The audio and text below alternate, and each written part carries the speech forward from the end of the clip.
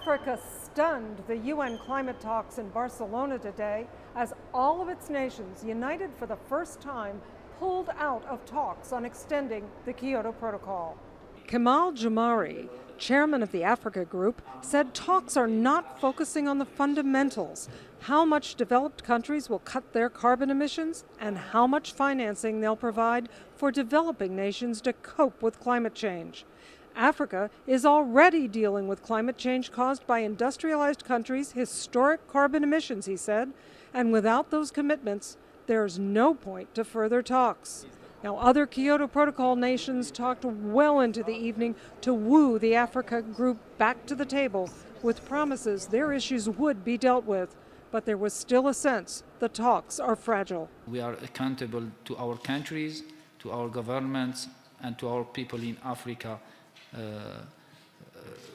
We are fully accountable to them, but we need to reflect their concerns. We need to reflect that Africa and African people are suffering now.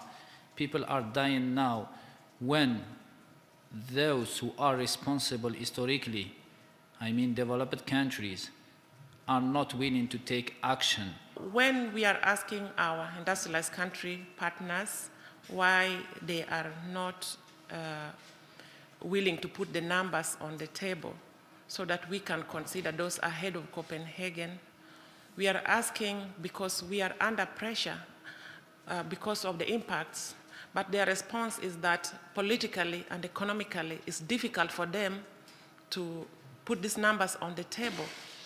And for us, when they are saying that it's politically and economically difficult for them to put the numbers on the table, for us, it is a question of life and death. Africa is demanding at least 40% carbon cuts by 2020 and 1.5% of developed nations' GDP as the price for their returning to the negotiating table.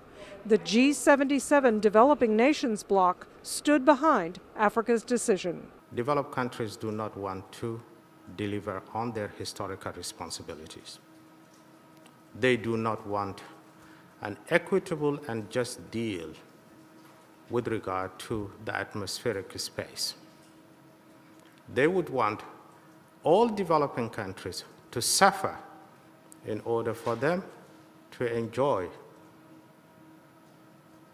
the fruits of public goods. Environmental advocates said they can understand Africans' frustration. Africa has been on the front lines of the consequences of climate change for a long time. We see the droughts, we see the floodings, we see real big problems.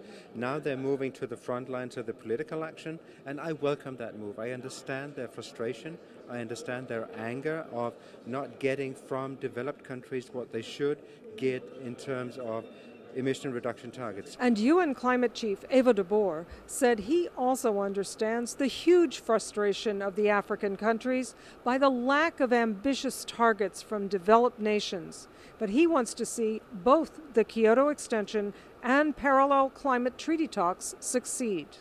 The thing that I really feel for developing countries on is that they're sort of stuck in between a rock and a hard place.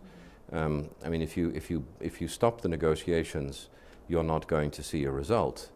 And if you allow the negotiations to continue at a far too slow pace, you're not going to see a result either.